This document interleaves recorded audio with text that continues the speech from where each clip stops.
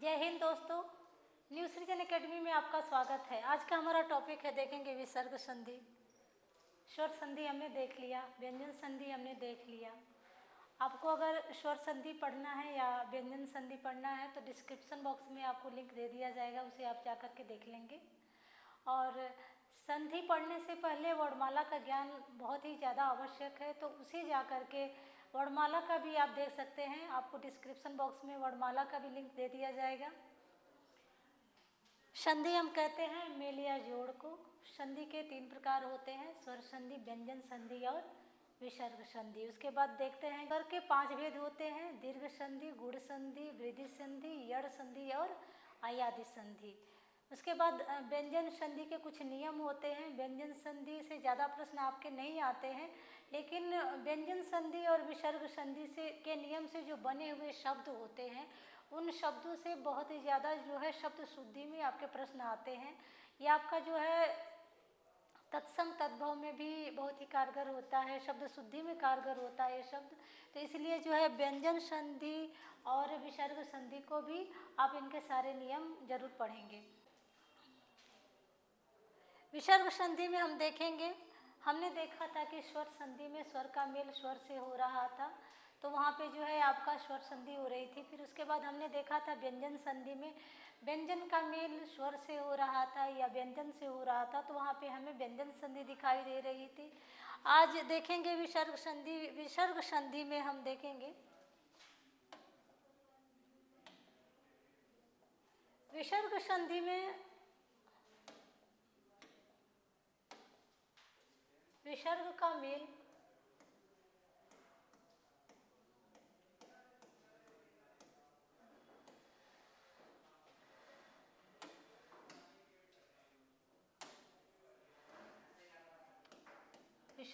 Mail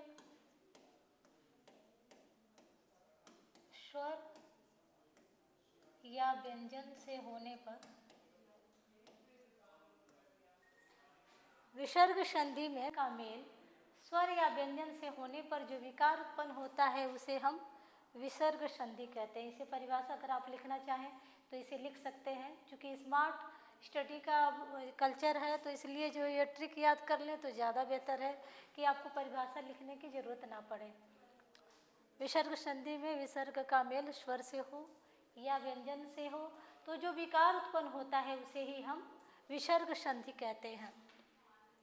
इसका 1-2 उदाहरण देख लेंगे। जैसे उदाहरण देखते हैं, अगर कोई शब्द है मनः,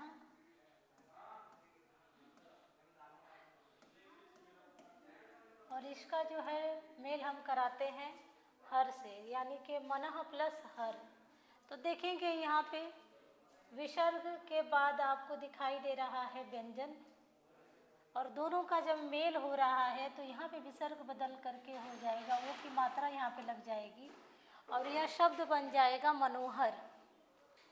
तो विसर्ग के द्वारा परिवर्तन हुआ, वो की मात्रा आ गई। चूँकि इस तरह से शब्द में आपकी वो की मात्रा नहीं थी, लेकिन यहाँ पर जब मेल हुआ व्यंजन से तो यह जो है शब्द मनोहर के रूप में हो जाएगा, ये शब्द बन जाएगा मनोहर।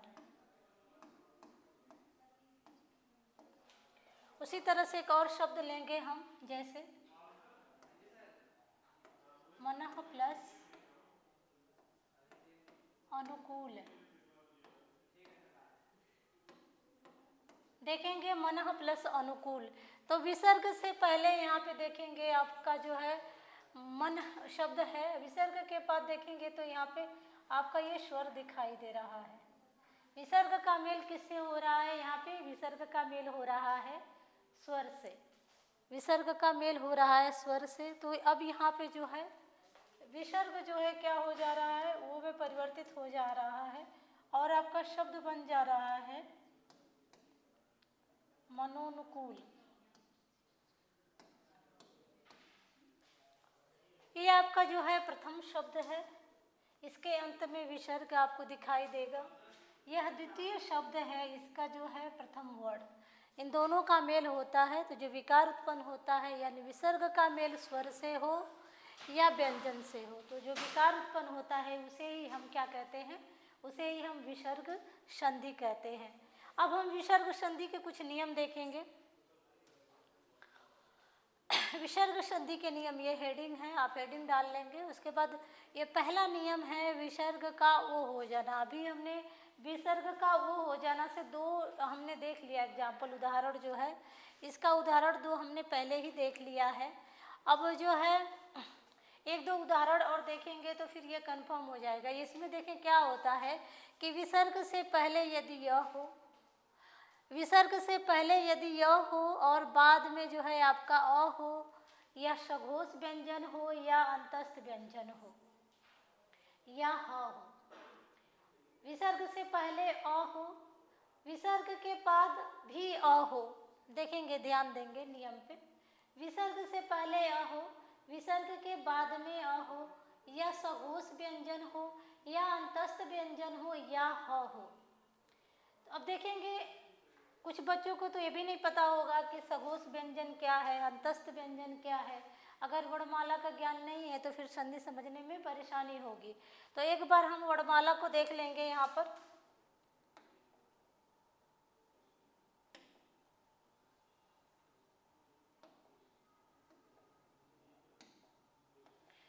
वर्णमाला को देखेंगे। वर्णमाला में जैसे आपका वर्गीय सघोष व्यंजन को देखेंगे तो ये आपका देखेंगे, यहाँ लिख लेंगे क, ख, ग, घ, अंग, च, छ, ज, छ, ज, झ। अच्छे से लिखते हैं इसे। जैसे शब्द है कोई, यहाँ पे देखेंगे क, ख, ग, घ, अंग। फिर यहाँ पे दूसरा देखेंगे वर्ग, च वर्ग में देखेंगे तो च, छ, ज, छ और इया। फिर इसके बाद देखेंगे ट वर्ग में तो ट, ठ, ड, ट, ठ,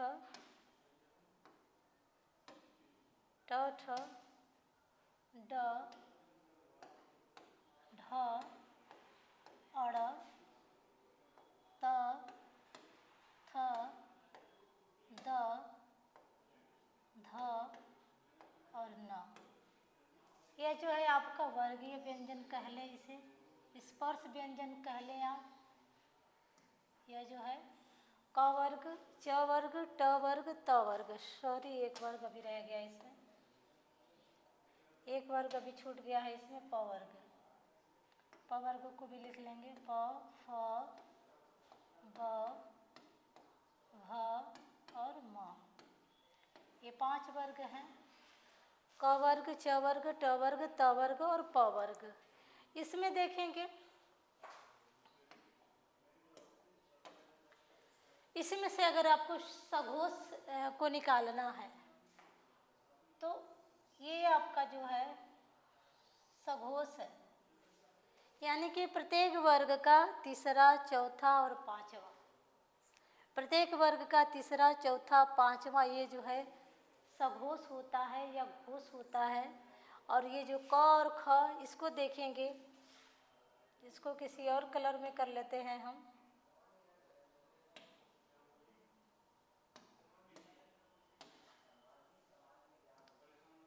ये जो है आपका अघोष है और ये वाला जो है आपका बॉक्स सघोष है। इसे सघोष कह लें या घोष कह लें।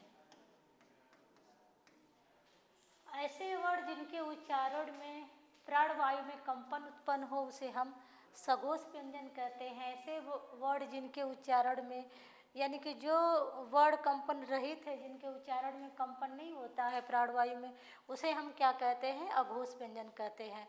प्रत्येक वर्ग का प्रथम और द्वितीय वर्ड जो होता है वह अघोष होता है। तृतीय, चतुर्थ और पंचम वर्ड जो होता है वो आपका सघोष होता है या घोष होता है।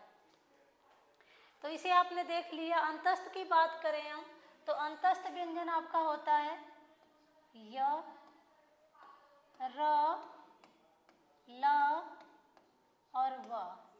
य र ल व ये जो है आपका आता है अंतस्थ व्यंजन, और ह को आप पहचान ही रहे हैं, ऊष्म व्यंजन के अंतर्गत आता है ह।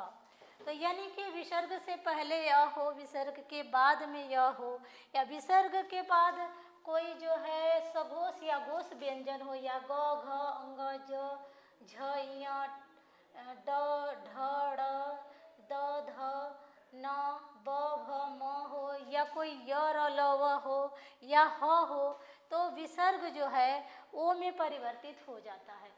ये नियम है। अब शब्द लेंगे, उदाहरण देख लेंगे, एक दो और उदाहरण हम इसका देखते हैं। उदाहरण लेंगे हम, जैसे कोई शब्द है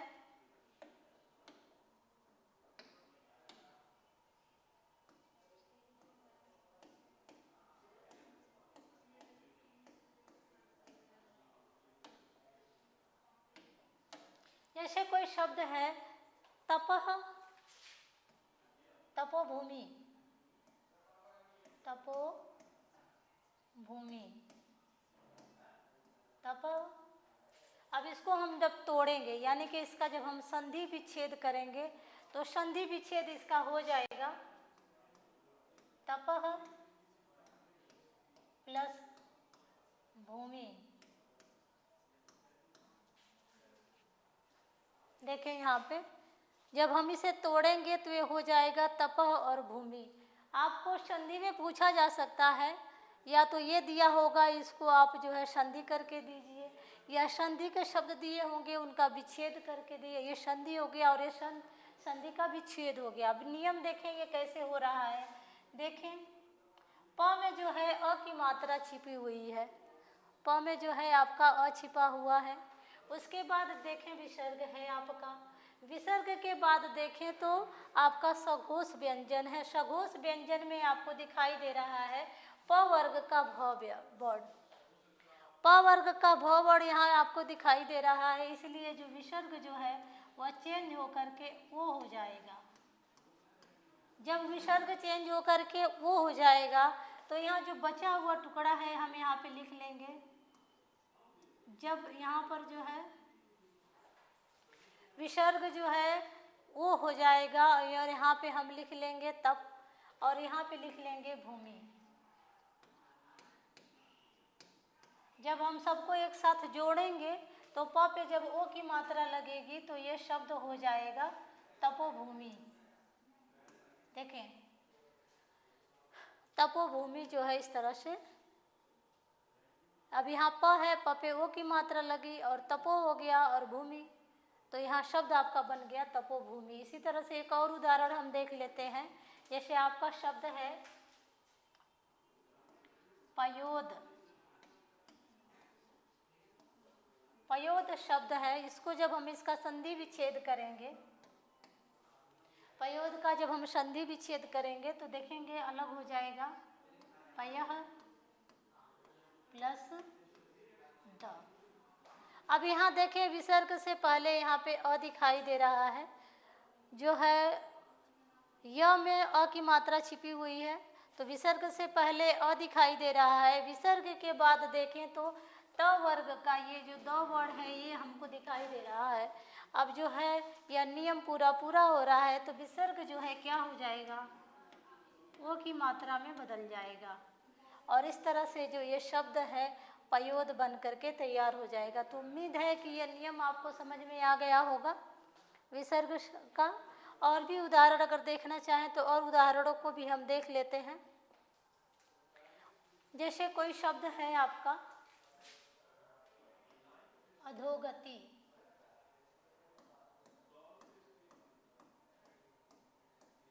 अधोगति शब्द है आपको। अब इसको आप खुद तोड़ करके देखेंगे, आपने इसको तोड़ा तो जब ये अलग अलग हुआ तो आपका यहाँ पे दिखाई देगा अधः प्लस गति। यहाँ देखेंगे आप विसर्ग के बाद आपको दिखाई दे रहा है क वर्ग का ग वर्ण, यानी कि सघोष वर्ण आपको दिखाई दे रहा है।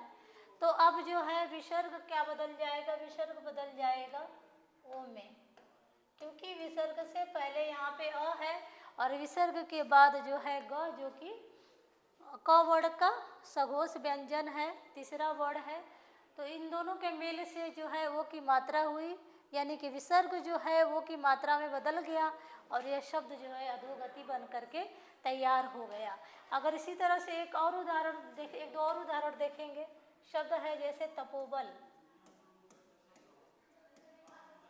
तपोबल शब्द है, अगर हम इसे तोड़ते हैं तो तपोबल को तोड़ेंगे तो ये हो जाएगा आपका तपह प्लस बल। तपह प्लस बल हो जाएगा।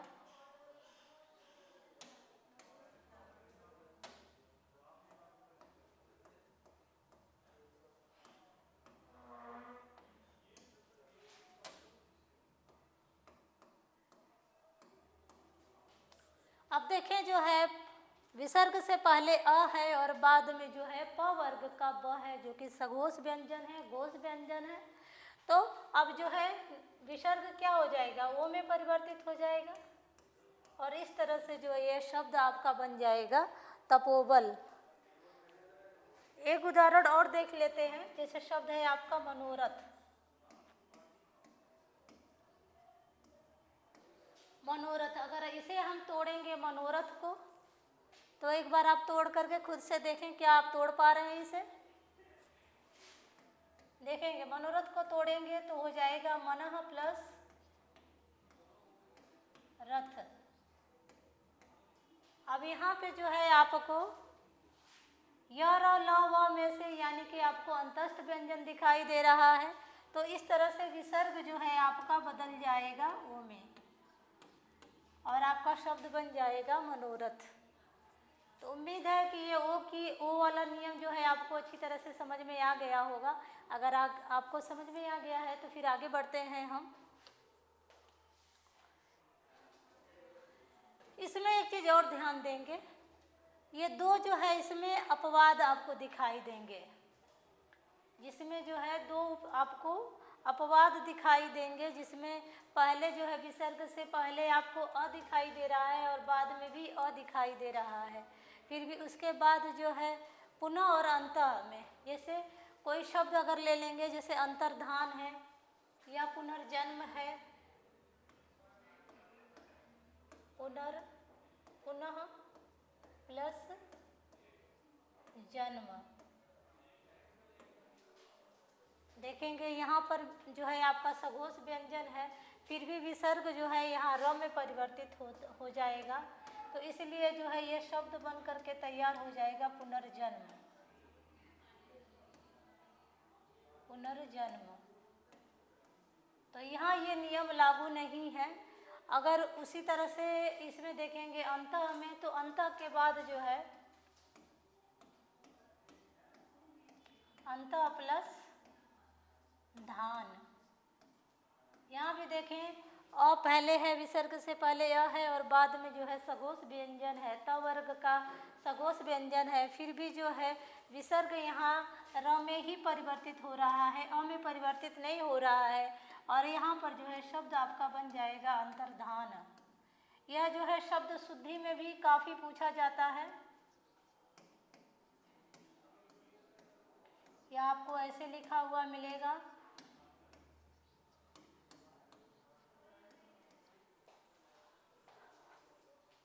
तो ये वो का नियम आपको समझ में आ गया। उम्मीद है कि आगे बढ़ते हैं अगले नियम की तरफ। अगला नियम देखते हैं। अगला नियम है हमारा विसर्ग का र हो जाना। किन परिस्थितियों में जो है विसर्ग, हमने देखा था कि जब विसर्ग से पहले अ है, बाद में भी अ है, उसके बाद कोई घोष या सघोष व्यंजन है या अंतस्थ व्यंजन है या ह है, तो विसर्ग जो है वो में परिवर्तित हो जाता है। लेकिन पुनः और अंतः में जो है के बाद उसमें जो है कुछ अपवाद हैं जहाँ पे विसर्ग र में परिवर्तित होता है। तो ये हमने देख लिया। अब हम देखेंगे कि किन परिस्थितियों में विसर्ग जो है र में परिवर्तित हो जाता है। देखेंगे विसर्ग से पहले अ आ से कोई भिन्न स्वर हो, यानी कि देखेंगे अ आ को छोड़ देंगे। यहाँ पे क्या क्या हो सकता है आपका, अ आ ई हो सकती है, बड़ी ई हो सकती है, छोटा ऊ या बड़ा ऊ या री या ए या या ओ या औ, ठीक है ना। अंग और अ तो वो है नहीं, इसमें स्वर में यही आता है आपका। तो अ आ को जो है छोड़ देंगे हम, अ आ को छोड़ देंगे। अ आ को छोड़ने के बाद ये सारा होगा, यानी कि ये जो है विसर्ग से पहले ये सारे वर्ड आएंगे। अगर पढ़ाना अच्छा लग रहा है तो सब्सक्राइब कर दें, लाइक कर दें, शेयर कर दें दोस्तों में। देखेंगे अ आ को छोड़ करके अ आ से भिन्न जो स्वर है, ई है, ऊ है, री है, ए है, वो है, औ है। उसके बाद यदि आ आता है, ऊ आता है, बड़ा ऊ आता है, सघोष व्यंजन आता है, वही मैंने जो अभी आपको समझाया था, सघोष व्यंजन प्रत्येक वर्ग का तीसरा, चौथा और पांचवा वर्ड। तो यानी कि वर्गीय व्यंजन में से तीसरा, चौथा और पांचवा वर्ड। उसके बाद अंतस्थ व्यंजन य और अलावा देखेंगे। विसर्ग से पहले ई ऊ री ए ओ आए, और विसर्ग के बाद आ आए, ऊ आए, छोटा ऊ और बड़ा ऊ आए। उसके बाद कोई सघोष व्यंजन आए, प्रत्येक वर्ग का तीसरा, चौथा वर्ड आए, या अंतस्थ भी य और अलावा आए, तो फिर जो है विसर्ग जो है र में परिवर्तित हो जाता है। यहाँ पे देखेंगे विसर्ग र में परिवर्तित हो रहा है। अब इसके उदाहरण हम देखेंगे, उदाहरण देख लेंगे।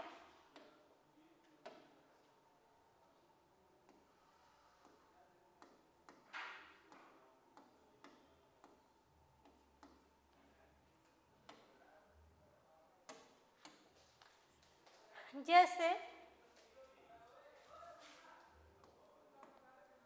निह प्लस उपाय, देखेंगे। अब जो है विसर्ग को हम बदल देंगे, किसमें बदल देंगे? र में बदल देंगे। अब जब र में विसर्ग बदल जाएगा,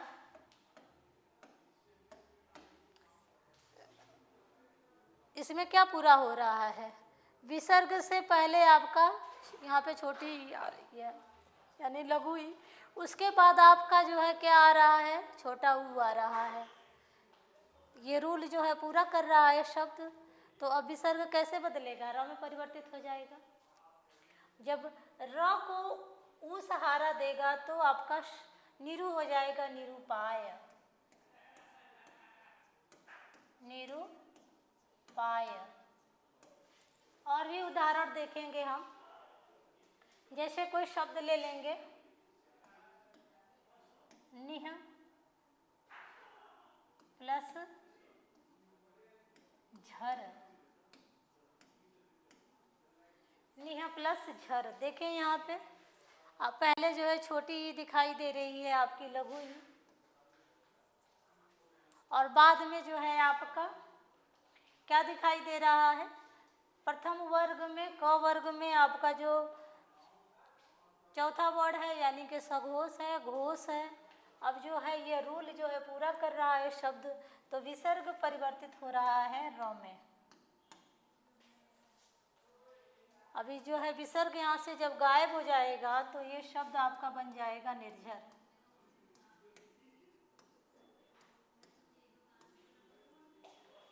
शब्द आपका बन जाएगा निर्झर। और भी देख लेंगे उदाहरण। जैसे एक शब्द और देख लेंगे, दुरात्मा। दुरात्मा को यदि हम तोड़ेंगे, यहाँ पर इसको तोड़ेंगे तो क्या हो जाएगा? दुह प्लस आत्मा। अब देखें यहाँ रूल पूरा हो रहा है कि नहीं। विसर्ग से पहले छोटा ऊ है और विसर्ग के बाद जो है आ है। विसर्ग से पहले क्या है? छोटा ऊ है, लघु ऊ है, और बाद में आ है। तो यह नियम जो है पूरा कर रहा है शब्द। तो अब विसर्ग कैसे परिवर्तित हो जाएगा? र में परिवर्तित हो जाएगा, और आपका शब्द यहाँ बन करके तैयार हो जाएगा दुरात्मा। तो उम्मीद है इस तरह से और भी उदाहरण लेकर के आप देख सकते हैं। और ये जो शब्द हैं शब्द शुद्धि में भी पूछे जाते हैं। आगे हम देखते हैं, अगले नियम की तरफ बढ़ेंगे।